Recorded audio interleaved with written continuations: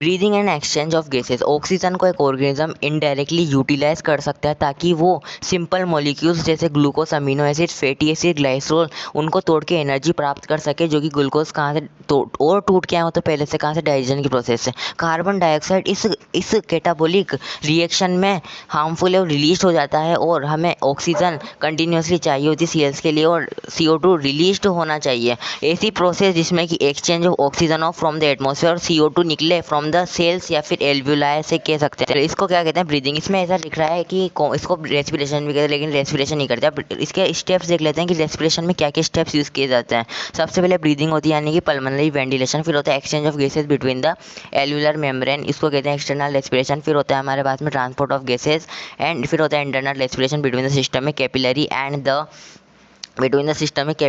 And the tissues. फिर होता है सेलुलर रेस्पिरेशन। तो सबसे पहले देख लेते हैं ब्रीदिंग क्या होता है। देख, ब्रीदिंग क्या होता है, inhalation and exhalation of air, inspiration और expiration of air, inhalation intake of air, exhalation exhalation of air.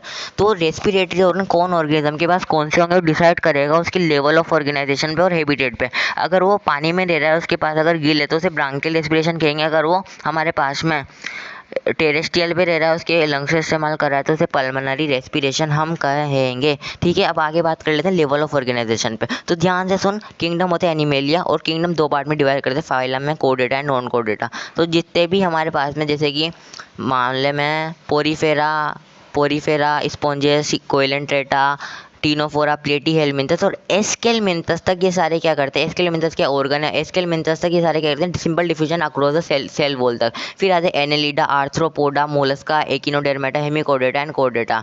Annelida क्या करता है, एनेलिडा यानी कि अर्थवर्म, ये करता है मोस्ट क्यूटिकल उसके ऊपर होते हैं। प्लेटीहेलमिंथस का एग्जाम्पल NCERT में दे रखा है, फ्लैटवर्म्स। उसके अलावा आर्थ्रोपोडा जो कि बिगेस्ट फाइलम है, और उसके पास में कहते हैं ट्रेकल ट्यूब्स होती है, गिल्स होते हैं, एंड बुकलम्स होती है, बुक गिल्स होते हैं। फिर मोलस्का के पास में गिल्स होते हैं, याद रखना, मोलस्का के पास में गिल्स होते हैं। एकिनोडर्मेटा के पास में हमारे पास में क्या होते हैं, ट्यूब फीड होते हैं। और हेमिकोडेटा के पास में गिल्स होते हैं। कोडेटा में 5 आ जाते हैं, fish, mammals, amphibians, reptiles and Aves.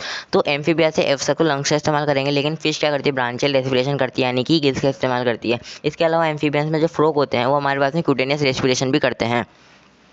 अब ह्यूमन का रेस्पिरेटरी सिस्टम देख लेते हैं। एक सबसे पहले एक्सटर्नल नोस्ट्रिल्स आते हैं, जिसे अपन क्या कहते हैं, नेयर्स भी कहते हैं। एक्सटर्नल नेयर जो कि about the upper of the lip, about the upper lip present है। ठीक है, उसके बाद में ये कहाँ जाती है, nasal chamber through the nasal pace. Nasal chamber को नेसल कैविटी भी कहते हैं। इसके बाद में हेयर होते हैं, म्यूकस होते हैं, जो कि डस्ट को भगाते हैं और ह्यूमिडिफाई करते हैं। उसके बाद में इंटरनल नोस्ट्रिल्स आ जाती है, इंटरनल नेयर्स आ जाती है।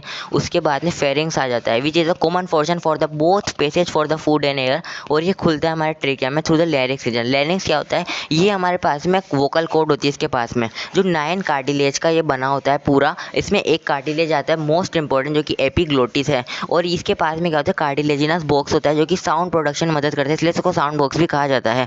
ठीक है, और जब अपन निगलते हैं खाना, तो जो ग्लोटिस है वो कवर्ड हो जाता है बाय थिन इलास्टिक एपिकार्टिलेजिनस फ्लैप, जिसको अपन एपिग्लोटिस कहते हैं, ताकि एंट्री ऑफ फूड ना जाए लाइनेक्स में। ट्रेकिया का स्ट्रेप ट्यूब है, जो कि मिड थोरेसिक कैविटी तक, ये तेरे को याद नहीं, ट्रेकिया मिड थोरेसिक कैविटी तक एक्सटेंड हो रही है, which divide at the level of 5th thoracic vertebra to right and left primary bronchi, secondary bronchi, फिर टर्सरी ब्रोंकाई, फिर इनिशियल ब्रोंक्यूल्स के पास में, यानी कि जो हमारे पास में प्राइमरी ब्रोंकिया, ट्रेकिया, इन सब के पास में क्या है, कार्टिलेजिनस की इनकम्प्लीट रिंग्स है। लेकिन जो टर्मिनल ब्रोंक्यूल्स है, इसके पास कोई भी रिंग्स नहीं है। NCERT के हिसाब से चलें तो ये terminal bronchiole rise up to very thin irregular walled vascularised bag like structure, जिसको अपन एल्विलाई कहते हैं। जो हमारे पास में लंग्स है वो किसका नेटवर्क है, ब्रांचिंग नेटवर्क ऑफ द इसका ब्रोंकाई, ब्रोंक्यूल्स एंड एल्विलाई। अब लंग्स जो हमारे पास में 2 लंग्स है, जो कि थोरेसिक कैविटी में प्रेजेंट। थोरेसिक कैविटी मतलब between the neck and the abdomen का part, between the neck to the diaphragm के रीजन को अपन थोरेसिक चैम्बर कहते हैं, जिसके थोरेसिक कैविटी कहते हैं। एंड थोरेसिक चैम्बर क्या होता है, जिसके अंदर लंग्स हमारे उसमें सिचुएटेड होते हैं। तो हमारे पास 2 लंग्स होते हैं, which covered by the double pleural membrane. Outer membrane को कहते हैं parietal pleura, and inner membrane को कहते हैं विसरल प्लूरा। विसरल प्लूरा जो होती है लंग सरफेस के साथ कनेक्ट होती है, और जो हमारे पास में पेराइटल प्लूरा होती है वो हमारे पास में बॉडी के जो लंग की कैविटीज है उसके साथ में लाइनिंग बनाती है। ठीक है, इन दोनों मेम्ब्रेन के बीच में प्लूरल फ्लूइड प्रेजेंट होता है, जो कि रिड्यूस करता है फ्रिक्शन को लंग सरफेस पे। ठीक है, अब जो थोरेसिक चैम्बर है वो किसका बना हुआ है, देख डोर्सली अगर अपन बात करें तो वर्टिब्रल कॉलम का बना हुआ है, एंड वेंट्रली बात करें स्टर्नम का, लेटरली बात करें रिब्स का, एंड लोअर बात करें तो डायफ्राम का। अब जो वेंट्रल, डोर्सल एंड लेटरल है, तीनों बना है रिब केज। ठीक है, ये मोस्ट इम्पोर्टेंट लाइन है। अगर अपन वॉल्यूम चेंज करेंगे थोरेसिक चेम्बर का तो वॉल्यूम चेंज होगा पल्मोनरी वॉल्यूम का। अपन डायरेक्टली पल्मोनरी वॉल्यूम चेंज नहीं कर सकते। We can not directly alter the pulmonary volume. हमें पल्मोनरी वॉल्यूम डायरेक्ट अल्टर नहीं कर सकते। मोस्ट इंपॉर्टेंट लाइन है, वॉल्यूम जब थोरेसिक चेम्बर का चेंज करेंगे तब ही हमारा पल्मोनरी वॉल्यूम भी चेंज होगा। सबसे इंपॉर्टेंट लाइन है ये, इसलिए इतना टाइम लगा रहा हूँ मैं। थोरेसिक चेम्बर क्या होता है? जिसमें कि लंग्स अपने प्रेजेंट होता है। क्वेश्चन है कि दोनों लंग्स में कितने एल्वियोलाई प्रेजेंट होंगे। क्वेश्चन 1, क्या गिल्स हमारे पास में वास्कुलराइज स्ट्रक्चर है? यस और नो। अब आगे बढ़ते हैं। हमारे पास में 2 जोन में डिवाइड हो जाता है, कंडक्टिंग जोन या और एक्सचेंज जोन या फिर रेस्पिरेटरी जोन। कंडक्टिंग जोन की बात करें तो हमारे पास में एक्सटर्नल नोस्ट्रिल से लेकर टर्मिनल ब्रोंकियल्स तक होता है। उसके बाद में एक्सचेंज रेस्पिरेटरी जोन की बात करें तो इसमें रेस्पिरेटरी डक्ट्स आ जाती है, एल्वियोलाई आ जाता है एंड हमारे पास में एल्वियोलर डक्ट आ जाती है। तो रेस्पिरेटरी जो हमारे पास में एक्सचेंज होता है, रेस्पिरेटरी जोन होता है। ये एक्सचेंज मेन एक्सचेंज जो होता है CO2 और ऑक्सीजन के बीच में between the blood and the atmospheric air यहाँ पे होता है। एक्सचेंज पार्ट यानी कि एल्वियोलाई में ही exchange of oxygen and CO2 होता है। एंड हमारे कंडक्टिंग जोन का पार्ट क्या होता है? ह्यूमिडिफाई करना एयर को एंड एयर पार्टिकल को ट्रैप करना, बॉडी टेम्परेचर एयर तक लाना और bring the air transport there towards the alveoli तक लाना। ठीक है, आई समझ में, बात समझ में? ओके। अब बात कर लेते हैं मैकेनिज्म ऑफ ब्रीदिंग के बारे में। तो हमें पता है ब्रीदिंग के 2 पार्ट्स होते हैं, इंस्पिरेशन और एक्सपिरेशन। इंस्पायरेशन मतलब अंदर एयर लेना, तो अंदर एयर लेना है तो अंदर का जो एयर है हमें पता है इसका प्रेशर कम ज़्यादा करना पड़ेगा, कम करना पड़ेगा, यानी कि प्रेशर कम करना पड़ेगा। क्योंकि देख एटमॉस्फेरिक प्रेशर 760 mmHg फिक्स्ड है, यानी कि अपन को अंदर का प्रेशर बाहर या कम करना पड़ेगा एक्सेलेरेशन या इंस्पिरेशन करने के लिए। तो हमें 2 मसल्स काम में आती है यहाँ पे, डायाफ्राम एंड इंटरकोस्टल मसल्स, जो कि बिटवीन द रिब्स में प्रेजेंट होते हैं। डायाफ्राम मेन मसल है अपन का, ठीक है। तो इनहेलेशन जब अपन करते हैं तो देख बाहर का प्रेशर कम है, यानी कि बाहर का प्रेशर कांस्टेंट है और कम है, और अंदर का जो पल्मोनरी प्रेशर है, इंट्रा पल्मोनरी जो प्रेशर है वो फिक्स कर सकते हैं अपन by the alter in the thoracic volume या प्रेशर। तो अपन क्या करेंगे, डायाफ्राम को कॉन्ट्रैक्ट कर देंगे, यानी कि वो फ्लेट हो जाएगा। And dorso ventrally increase in the volume, volume बढ़ेगा तो प्रेशर घटेगा। दूसरी बात, external intercostal muscle which helps in the contraction, ribs and sternum moves upward and outward, और वॉल्यूम ऑफ थोरेसिक चैम्बर वापस से क्या हो जाएगा, इंक्रीज हो जाएगा, जिसकी वजह से डोर्सो वेंट्रली इंक्रीज होगा EICM में, एक्सटर्नल इंटरकोस्टल मसल के केस में, और डायफ्राम के केस में एंटीरो पोस्टीरियर एक्सिस पे होगा चेंज। इसकी और एयर हमारे पास में अंदर आ जाएगी, क्योंकि प्रेशर क्या दिखेगा, volume is inversely proportional to pressure. अंदर का वॉल्यूम ज़्यादा, प्रेशर कम, और air always move from the higher partial pressure to the low partial pressure. ठीक है, ऐसे ही बात कर लेते हैं अपन एक्सेलेरेशन की। तो एक्सेलेरेशन में क्या होता है, बाहर का देख वापिस से कह रहा हूँ कॉन्स्टेंट है बाहर का, तो हमें अंदर का प्रेशर क्या करना पड़ेगा, ज़्यादा करना पड़ेगा। तो वॉल्यूम क्या करनी पड़ेगी, कम करनी पड़ेगी। डायाफ्राम को रिलीज कर देंगे, फ्लेट से अभी डोम हो जाएगा, और जो हमारे पास में वॉल्यूम है वो एंटीरो पोस्टीरियरली वापिस से कम हो जाएगी, क्या वॉल्यूम, और EICM एक्सटर्नल इंटरकोस्टल मसल है वो रिलैक्स हो जाएगी। लिप्स एंड स्टर्नम वापिस से नीचे आ जाएंगे और पीछे आ जाएंगे, ठीक है। और volume of thoracic chamber dorso ventrally क्या होगा, इंक्रीज होगा, डिक्रीज होगा, यानी कि प्रेशर इंक्रीज होगा। और प्रेशर इंक्रीज हुआ तो एयर अंदर से बाहर जाएगी ना मेरे भाई, प्रेशर एयर से अंदर से बाहर जाएगी ना, ठीक है। अपन कंट्रोल कर सकते हैं, फोर्सफुल ब्रीदिंग करते हैं ना अपन, याद है, एक ब्रीदिंग एक्सलेशन है, इंस्पिरेशन, फोर्सफुल ब्रीदिंग कर सकते हैं। तो इसमें एडिशनल सेट ऑफ मसल्स भी यूज होती है। कैसे, एब्डोमिनल मसल्स यूज होती है, इंटरनल इंटरकोस्टल मसल्स यूज होती है। एंड स्पायरोमीटर एक हमारे पास में एक इंस्ट्रूमेंट कह सकते हैं, जो कि हमें किसमें मदद करता है, जो कि हमें मदद करता है clinical assessment of the pulmonary function. जैसे कि अगर मेरे फेफड़ों में इसमें फेफड़ों में अगर कम है क्या, अगर फेफड़ों में मेरे वॉल्यूम कम जा रही है तो मैं डॉक्टर चेक करेंगे इसकी मदद से कितनी वॉल्यूम कम जा रही है, उस हिसाब से टेबलेट देंगे। आई समझ में? ओके भाई, थैंक यू। आगे बात करते हैं अपन रेस्पिरेटरी वॉल्यूम एंड कैपेसिटीज़ की। बात कर लेते हैं रेस्पिरेटरी वॉल्यूम और रेस्पिरेटरी कैपेसिटीज़। रेस्पिरेटरी वॉल्यूम क्या होता है, different amount of air person inhale और एक्सहेल एट डिफरेंट कंडीशन बात कर रहा हूँ मैं। स्पायरोमीटर एक डिवाइस है जो कि मेजर करने में काम आता है रेस्पिरेटरी वॉल्यूम और कैपेसिटी। टाइडल वॉल्यूम क्या होता है, normal amount of air a person inhale और एक्सहेल नॉर्मल कंडीशन 500 लीटर होता है। अगर मैं मिनट रेस्पिरेटरी वॉल्यूम की बात करूँ 6000 से 8000 होता है, 500 × 12 से 16 पर मिनट। इंस्पायरेटरी वॉल्यूम क्या होता है, मैंने एक्सहेल करा, उसके बाद में इनहेल करा, उसके बाद में मैंने और ज़्यादा इनहेल करा, उसे कहते हैं इंस्पायरेटरी वॉल्यूम। IRV 2500 3000 होती है। ERV 1000 से 1100 मिलीलीटर रहती है। कैसे रहती है ये?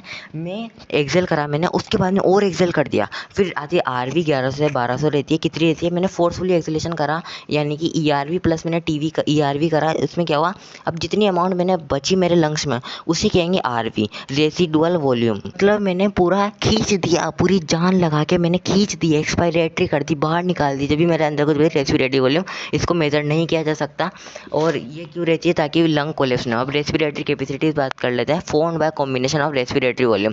सबसे पहले आती है हमारे पास में रेसिडुअल कैपेसिटी, यानी कि मैं नॉर्मल एक्सेल करा, उसके बाद में मेरे अंदर बचेगी ERV plus RV, residual volume plus ERV. यानी कि जब तक तू फोर्सफुल एक्सेलेशन नहीं करेगा, तब तक तेरा ईआरवी यानी कि एक्सपायरेटरी रिजर्व वॉल्यूम तब तक बाहर नहीं निकलेगा। अगर तेने फोर्सफुल एक्सेलेशन कर दिया तो सबसे पहले इनहेलेशन करते वक्त में तेरे को भरना पड़ेगा वो, ठीक है। अब एक्सपायरेटरी कैपेसिटी की बात कर लेते हैं। तेने नॉर्मल इनहेल करा, उसके बाद में तेने फोर्सफुली एक्सेलेशन करा, यानी कि तेरे पास में टाइडल वॉल्यूम प्लस ईआरवी दोनों हो जाएगी।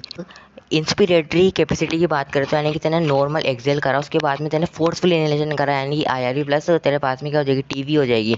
अब टोटल लंग कैपेसिटी की बात करते हैं। तेरा फोर्सफुली इनहेलेशन करा, उसके बाद में जितना लंग के अंदर वॉल्यूम होगा, यानी कि ERV plus RV plus TV plus ERV plus IRV plus RV plus TV, यानी कि पूरा क्या कहला टोटल लंग कैपेसिटी। लेकिन वाइटल कैपेसिटी क्या होती है ना, पूरी जान लगा के इनहेलेशन करा, उसके बाद में पूरी जान लगा के तेने एक्सेलेशन करा। अब जितनी एयर तेने एक्सेल करी, अंदर का बात नहीं कर, जितनी एयर तेने एक्सेल करी उसी को कहेंगे, यानी कि टाइडल वॉल्यूम करी। नहीं, सबसे पहले तेने टाइडल वॉल्यूम करी, फिर आईआरवी करी, फिर ईआरवी करी।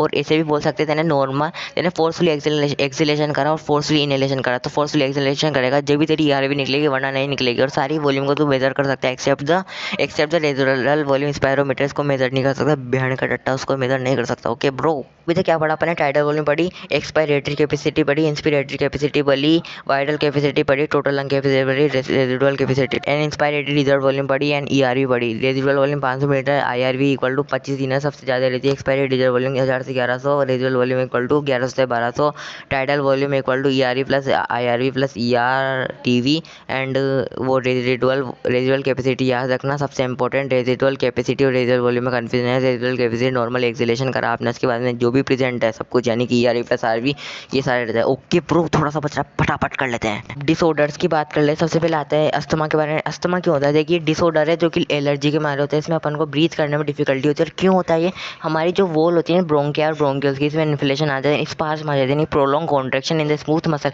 इसमें स्मूथ मसल होता है ब्रोंकिया एंड ब्रोंकियल। जब भी एबनॉर्मल विजिंग साउंड आती है, यानी कि विजिंग ड्यूरिंग द ब्रीथ करते टाइम पे एबनॉर्मल विजिंग आएगी, ठीक है। तो समय डिसऑर्डर ताकि एलर्जी, ये हमें डिफिकल्टी होता है ब्रीथ करने में। एक अस्थमा क्या होता है? देख, डिसऑर्डर होता है, पहली बात तो एलर्जी के मारे होता है, अपन को ब्रीथ करने में प्रॉब्लम है। जब भी अपन ब्रीथ करेंगे तो एबनॉर्मल विजिंग साउंड निकलेगा, इन्फ्लेमेशन हो जाता है ब्रोंकिया ब्रोंकियल्स की वॉल में, यानी कि स्पाज्म हो जाती है, prolong contraction in the smooth muscle of the bronchia and bronchioles. फिर आता है ऑक्यूपेशनल रेस्पिरेटरी डिसऑर्डर। ये क्यों होता है? जब भी तू फैक्ट्री वगैरह में काम करेगा तो तेरा जो लंग्स होगा उसके ऊपर फाइबर्स बनने लग जाएंगे, यानी कि fibrosis in upper part of the lungs, यानी कि जिसको अपन कहते हैं प्रोलिफरेशन। फिर आता है एम्फाइसीमा, ये एक क्रोनिक डिसऑर्डर है, स्मोक करने की वजह से होती है। इसमें क्या होता है? हमारी जो एल्वुलाई की जो वॉल होती है वो डिग्री इसमें डैमेज आ जाता है, लॉन्ग ड्यूरेशन तक चलता है, यानी कि surface area for exchange of the gas कम हो जाता है, जिसकी वजह से एयर अच्छे से नहीं आ पाती और हमेशा हमें भरा भरा सा लगता है। तो हमें हमने तक 3 चीज़ें बढ़ी, बस 3 चीज़ें बढ़ी। अस्थमा पड़ा, एम्फाइसीमा पड़ा, ऑक्यूपेशनल रेस्पिरेटरी डिसऑर्डर पड़ा। एम्फाइसीमा में क्या होता है? हमारी एल्वुलाई की वेट डैमेज हो जाती है। और अस्थमा में क्या होता है? ब्रोंकियोल एंड ब्रोंकाई में जो कॉन्ट्रैक्ट हो जाती है बहुत ही ज़्यादा, जिसकी वजह से पास नहीं कर पाती है। एंड ऑक्यूपेशनल रेस्पिरेटरी डिसऑर्डर में क्या होता है? हमारा जो ऊपर पार्ट ऑफ द लंग्स होता है इसमें फिब्रोसिस हो जाने की फॉर्मेशन ऑफ द फाइबर्स हो जाता है, ठीक है। सेचुरेशन का मतलब होता है अलग होना एंड सेचुरेशन का मतलब होता है बाइंड होना एंड डिसोसिएशन का मतलब अलग होना। ओके, आगे चलते हैं। अब देखा अपन ने सबसे 5 प्रोसेसेस पढ़े थे। सबसे पहला पढ़ता है pulmonary ventilation, exchange of gases between the pulmonary capillary and the alveoli. Second अपन ने transport of gases and third अपन ने पढ़ा था सिस्टमिक कैपिलरी और टिश्यूज के बीच एक्सचेंज और सेल्युलर रेस्पिरेशन, इंटर रेस्पिरेशन। 5 पढ़े। अब सेकंड की बारी आती है हमारे पास में, क्या आती है? एक्सचेंज ऑफ गैसेस ठीक है। एक्सचेंज ऑफ गैसेस में अपन ने लेकिन भाई दो पढ़े थे, between the alveola and the pulmonary capillary, दूसरा पढ़ा था between the systemic capillary and the tissues. तो सबसे पहले बात कर लेते हैं कि जहाँ पे भी एक्सचेंज होगा in case of the oxygen and CO2, तो वहाँ पे क्या क्या फैक्टर डिफेक्ट करेंगे। तो सबसे पहले आता है हमारे पास में डिफ्यूजन मेम्ब्रेन, जो इसकी मोटाई होती है लेस देन द 1 मिलीमीटर होती है, यानी कि 0.2 मिलीमीटर समथिंग होती है। और दूसरी आती है जितना जो CO2 अगर जो जोन सी गैस जितनी ज़्यादा सोल्यूबल होगी वो इतनी ज़्यादा क्या करेगी, अच्छे से डिफ्यूज़ कर पाएगी, यानी कि एक्सचेंज कर पाएगी। More easier is the diffusion, जितनी ज़्यादा तुम्हारी सोल्यूबिलिटी रहेगी उतनी ज़्यादा तुम्हारी डिफ्यूजन अच्छी होगी। इसकी वजह से जो CO2 है वो आसानी से डिफ्यूजन कर जाता है, क्योंकि उसकी जो एफिशिएंसी ऑफ डिफ्यूजन है वो 20 से 25 टाइम ज़्यादा है देन द ऑक्सीजन। फिर आता है पार्शियल प्रेशर। पार्शियल प्रेशर क्या होता है, the only gas exert the pressure on the mixture of the gases is called partial pressure. अगर आपका पार्शियल प्रेशर ज़्यादा है तो हमें पता है ज़्यादा से कम जाती है। PO2 क्या होता है, partial pressure of oxygen, PCO2 क्या होता है, partial pressure of carbon dioxide.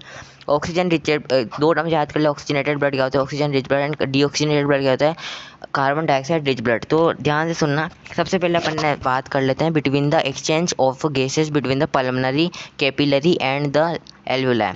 तो इमेजिन कर ये तेरे पास में एल्वुला है, एल्वुला के अंदर ब्लड वीसल्स है, ब्लड वीसल्स ऑफ द एल्वुला। फिर नीचे आता है हमारे पास में बेसमेंट सब्सटेंस जो कि नॉन सेल्युलर होता है। फिर नीचे आता है हमारे पास में पल्मोनरी कैपिलरी, जो कि कहाँ से आ रही होती है, वो उसकी जो पल्मोनरी आर्टरी से मिलके एंड पल्मोनरी वेन जाती है। पल्मोनरी आर्टरी क्या लाती है, ऑक्सीजनेटेड ब्लड, लेकिन डीऑक्सीजनेटेड ब्लड ला रही है हमारे पास में किसके यहाँ से, हार्ट के यहाँ से। ठीक है, तो सबसे पहले क्या हो रहा है, तो ध्यान से सुन सब, देख ये एल्वुला रख दिया अपन ने बीच में, नीचे अपन ने ये क्या कर दी, ये डीऑक्सीजनेटेड रिच ब्लड है, यानी कि इसमें पार्शियल प्रेशर ऑफ ऑक्सीजन कितना रहेगा 40 और partial pressure of carbon dioxide कितना रहेगा, ठीक है। PCO2 कितना होता है 45। तो हमें पता है ऊपर ही ऊपर याद करें, एटमोसफियर में जो ऑक्सीजन है वो 159 mm ऑफ Hg है ऑक्सीजन, और CO2 कितनी 0.3 mm ऑफ Hg, और एल्वुला में कितनी भरी होती है हमारे पास में, एल्वुला में याद कर ले CO2 जो होती है 40 रहती है, 40 रहती है, और हमारे पास में ऑक्सीजन रहती है 104। तो इधर देख, पहले ऑक्सीजन की बात कर लेते हैं। इधर 40 है, यानी कि हाई प्रेशर से लो प्रेशर, यानी कि सबसे पहले एटमॉस्फेयर से एल्वुला में जाएगी 159 से 104 में, फिर 104 से 40 में आएगी, क्या 40 में आएगी है ना, 40 में आएगी ऑक्सीजन रिच ब्लड बन जाएगा। कैसे, क्योंकि CO2 45 है तो ऊपर जाएगा 40, और उससे भी कम जाएगा 0.3 mm Hg किसमें, हमारे एटमॉस्फेयर में। तो ऑक्सीजन रिच ब्लड बन गया। तो यहाँ पे जो हमारे पास में जो CO2 रहेगा, partial pressure of carbon dioxide जो रहेगा वो 40% रहेगा, 40 mm Hg रहेगा, और जो ऑक्सीजन का जो पार्शियल प्रेशर रहेगा वो कितना रहेगा 95। यानी कि जो ये ब्लड है वो कैसा हो गया है, ऑक्सीजनेटेड ब्लड हो गया, यानी कि ऑक्सीजन रिच ब्लड हो गया है। और इसी तरीके से हमारा क्या होता है, एक्सचेंज ऑफ गैस होता है between the alveola and the pulmonary capillary. अब दूसरे वाले पे बात कर लेते हैं भैया, दूसरे वाले पे बात कर लेते हैं, exchange of blood between the systemic capillary and the tissues. एक इमेजिन याद कर, ये तेरे पास में एक डिब्बा है, इसके 4 सेगमेंट कर दे। तो इधर वाला है, इधर वाला उसे कहेंगे left atrium and left ventricle, and right वाले को कहेंगे राइट एट्रियम और राइट वेंट्रिकल। लेफ्ट वाले में हमेशा ऑक्सीजनेटेड ब्लड रहेगा, राइट वाले में हमेशा डीऑक्सीजनेटेड ब्लड रहेगा। तो सबसे पहले क्या होगा ना, हमारे पास में जो ऑक्सीजनेटेड ब्लड अपन ने कवर किया 95 mm Hg and 40 mm Hg हमारे पास में CO2 है, वो हमारे पास में लेफ्ट एट्रियम में आएगा, फिर लेफ्ट वेंट्रिकल में जाके आउटा के थ्रू चल जाएगा। ये पूरी क्या है, कैपिलरी आर्टरी। अभी आर्टरी डिफरेंट में होगी, और इसको कहेंगे सिस्टमिक कैपिलरी। अभी कैपिलरी के पास में जाके डिवाइड हो जाएगा, कैपिलरी के नीचे टिश्यूज़ होते हैं। तो टिश्यूज़ में हमें पता है CO2 ज़्यादा रहेगी, क्योंकि CO2 रिलीज हुई है, क्योंकि C6H12O6 plus O2 gives CO2 plus H2O plus ATP। तो CO2 निकला, यानी कि CO2 कितनी रहेगी 45 mm of Hg, और ऑक्सीजन रहेगा 40। तो 95 वाली जो mm of Hg है वो नीचे आ जाएगी, है ना, नीचे आ जाएगी, और जो 40 mm of Hg है, 45 mm of Hg जो ऊपर चली जाएगी किसमें, पल्मोनरी कैपिलरी में। उसके बाद में फिर पल्मोनरी कैपिलरी से होके हमारे पास में अब कितना बच गया, टिश्यू में कितना था 40 और 45, यानी कि O2 एंड CO2। फिर हम किस में जाएंगे, सिस्टमिक वीन में। इसको पूरे को सिस्टमिक बोल रहे क्योंकि हमने वेरियस ऑर्गन की बात की। सिस्टमिक वीन में कितना होगा, CO2 हमारे पास में होगा 45, और ऑक्सीजन भी रहेगा 40।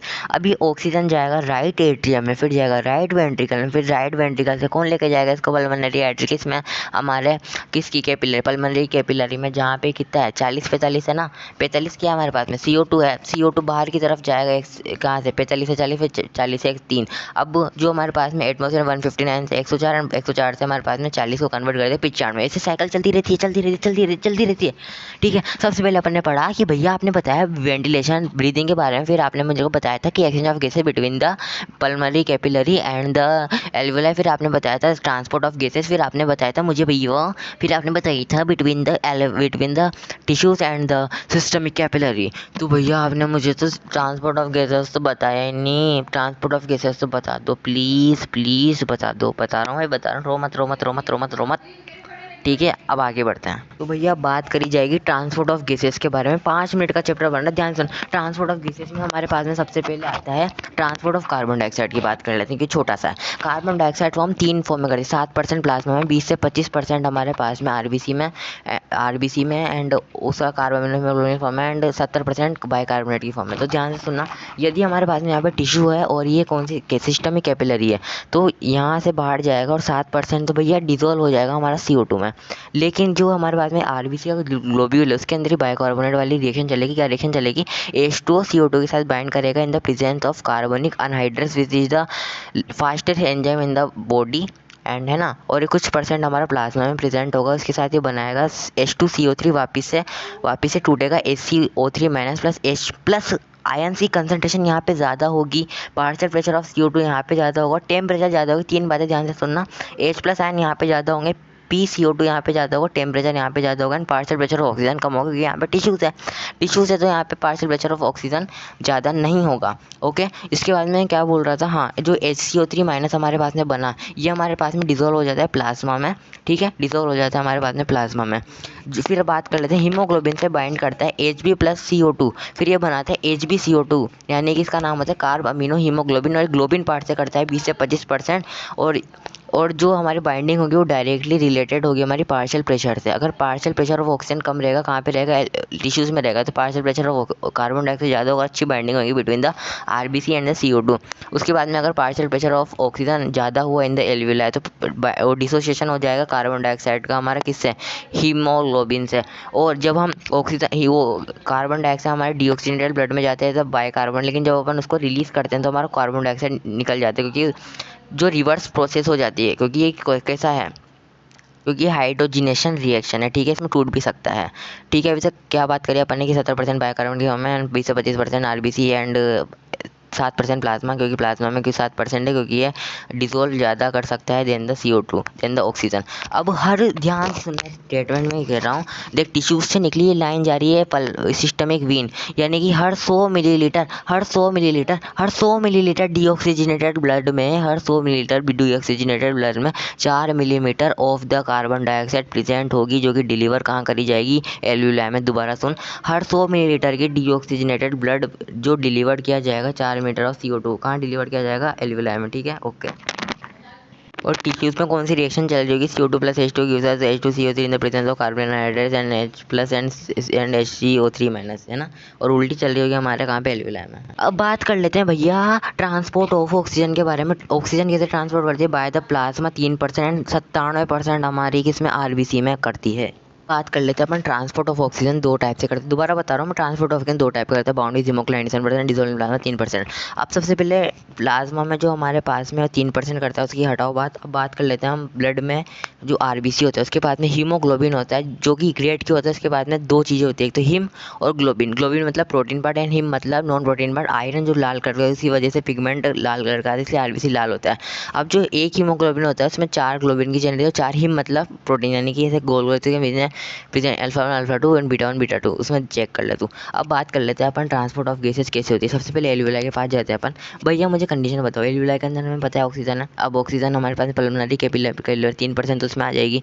अब क्या हुआ? आरबीसी के अंदर Hb plus O2 reverse process बनेगा, ऑक्सीजनेशन होएगी Hb की, और क्या बनेगा हमारे पास में? HbO2 बनेगा। HbO2 बनेगा ऑक्सी हीमोग्लोबिन, और ऑक्सीजन किससे कंबाइन हुआ है? हमारे पास में Fe2+ से कंबाइन हुआ है of him part of haemoglobin.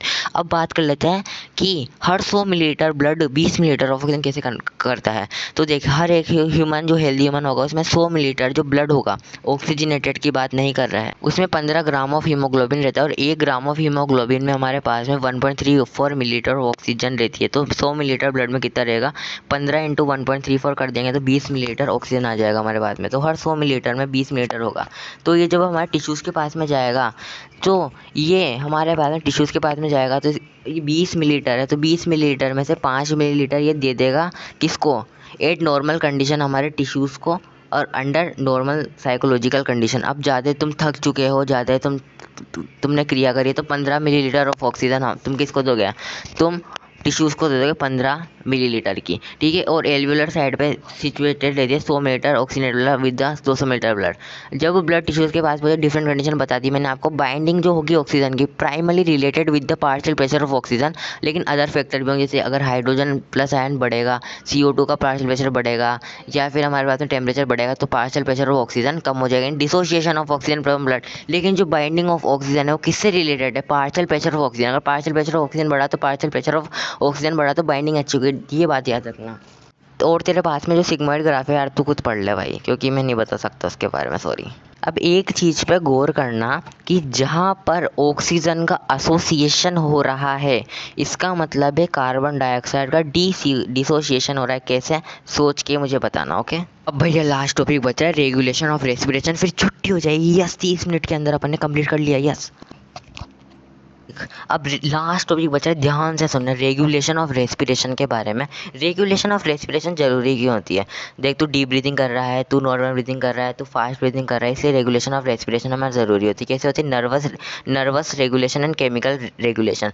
Nervous regulation में आता है हमारे पास में RRC एंड PC, यानी कि रेस्पिरेटरी रिदम सेंटर, जो कि हमारे मेडुलर रीजन में प्रेजेंट होता है, मेन सेंटर होता है सारी तरह की रेस्पिरेशन या ब्रीदिंग को कंट्रोल करता है, नॉर्मल कर रहे हो, फास्ट कर रहे हो, डीप कर रहे हो। फिर आता है न्यूमोटैक्सी, जिसको अपन स्विच ऑफ सेंटर भी बोलते हैं, इसको पोन्स भी बोलते हैं।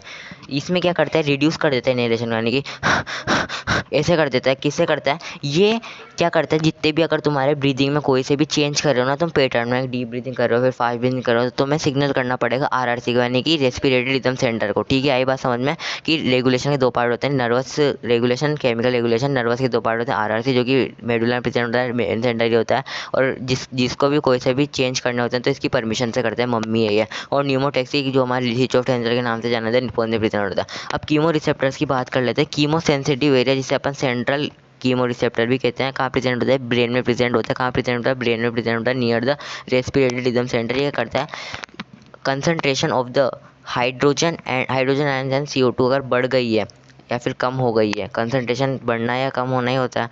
कहाँ पे, सेंट्रल स्पाइनल फ्लूइड में कम हो गई, उसको सिग्नल देता है RRC को कि ब्रीदिंग रेट को बढ़ाओ, कार्बन डाइऑक्साइड ज़्यादा हो गई है, ब्रीदिंग रेट को बढ़ाओ, कार्बन डाइऑक्साइड ज़्यादा हो गई है। ब्रीदिंग रेट बढ़ाओगे तो तुम्हारी जो वो होगी ना, CO2 कम हो जाएगी क्योंकि ऑक्सीजन ज़्यादा आ जाएगी। और दूसरा आता है पेरीफेरल कीमो रिसेप्टर, जिसमें आता है आउटिक बॉडीज एंड कैरोटिड बॉडीज़ के, ये क्या कहते हैं, कैरोटिड बॉडी जो कि ब्रेन की तरफ जाते हैं। कीमो रिसेप्टर होते हैं आउटा में, और कीमो रिसेप्टर होते हैं कैरोटिड आर्टरी में।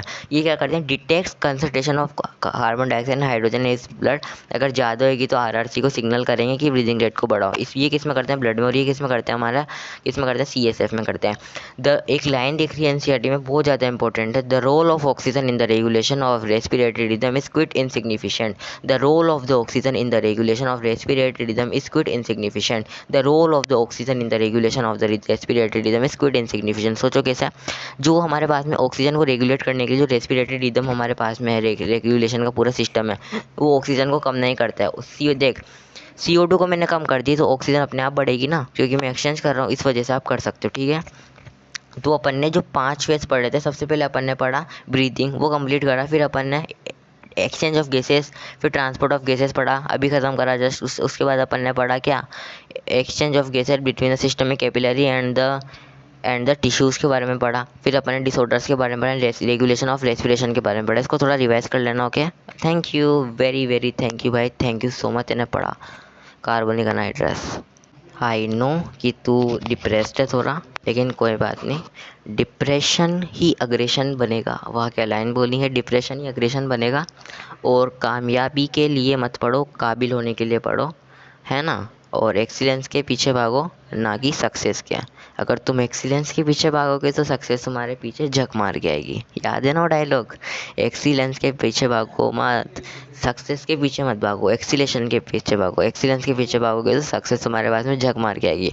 और देख मेरे भाई, 23 लाख बच्चे एग्ज़ाम देते हैं और सबके साथ ये प्रॉब्लम होती है डिप्रेशन की, यानी कि वो बैकलॉग को कंप्लीट नहीं कर पाते। देख, तू घबरा मत, क्योंकि अगर तेरे पास कोई प्रॉब्लम है और तू घबरा रहा है तो इसका कोई ना कोई तो सोल्यूशन होगा ना। देख, अगर तेरी कोई प्रॉब्लम है, तू घबराएगा ऑल इज़ वेल। अगर तू घबराएगा, घबराने से क्या होगा? अगर तेरी कोई प्रॉब्लम है तो उसका सॉल्यूशन तो है ना मेरे भाई, तू घबरा क्यों रहा है? मैं हूँ तेरे साथ, मैं हूँ तेरे साथ। अगर उस प्रॉब्लम का कोई सॉल्यूशन ही नहीं है तो घबरा किस बात को रहा है? हैं? अगर सॉल्यूशन है तो घबरा क्यों रहा है? सॉल्यूशन मिल जाएगा। अगर कोई सॉल्यूशन नहीं है तो घबरा क्यों रहा है? सॉल्यूशन मिलेगा, घबराने से सॉल्यूशन मिल जाएगा कि नहीं मिलेगा? तेरी मेन प्रॉब्लम क्या है? तेरी सिटिंग प्रॉब्लम है। तो तू क्या कर, तू बैठा रहे, बस नींद आ रही तभी बैठा रहे, टेबल पे बैठा रहा, और कुछ मत करे, टेबल पे सिर्फ और सिर्फ तू बैठा रहा। ठीक है? एक बार रिवाइज करें क्या क्या पढ़ा। सबसे पहले पढ़ा कि एक एक लाइन बताऊंगा 30 सेकंड का। रेस्पिरेटरी ऑर्गन के बारे में पढ़ा कि respiratory organ on the base of habit and level of organisation. फिर अपन ने ह्यूमन के रेस्पिरेटरी सिस्टम में क्या क्या आता है, कहाँ से शुरू कर रहा था, एक्सचेंज जोन और टेम्पलेट जोन, एक्सचेंज जोन और कंडक्टिंग जोन के बारे में पढ़ा था। और अपन ने ब्रीदिंग के बारे में पढ़ा था, इंस्पिरेशन जो कि internal intercostal muscles and the diaphragm help in the forcefully respiration. फिर अपन ने कैपेसिटीज़ के बारे में पढ़ा था, ब्रीदिंग के बारे में पढ़ा था, है ना, ट्रांसपोर्ट ऑफ केसेस के बारे में पढ़ा था, डिसऑर्डर्स के बारे में पढ़ा था, asthma, emphysema and occupant respiratory disorders, regulation of rest. Okay bye, thank you so much. आज के लिए बस इतना ही। थैंक यू भाई, थैंक यू। पढ़ता रहे।